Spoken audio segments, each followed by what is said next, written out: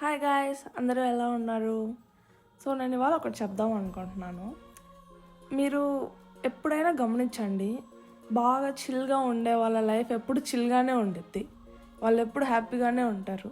ఎప్పుడు లైఫ్ ఏదో అయిపోతుంది అని ఒక నెగిటివ్ థాట్లో ఉండి, వద్దు ఈ రూపాయి ఖర్చు పెడితే ఏమవుతుందో అది ఇది అని ఆలోచించి ఎంజాయ్ చేయకోకుండా ఉండే వాళ్ళ లైఫ్ ఎప్పుడు అట్లానే ఉండిద్ది.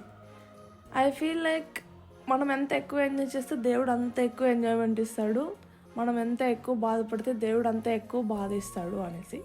సో ఒకసారి ఎంజాయ్ చేసి చూడండి, మీ లైఫ్ ఖచ్చితంగా మారిపోతుంది. ఒకవేళ మీరు ఎక్కువ బాధపడుతున్నారు అంటే మీ లైఫ్ ఎప్పుడు బాధల్లోనే ఉంటుంది. బాధలన్నీ వదిలేయండి, మనం ఎప్పుడు పోతాం మనకే తెలీదు.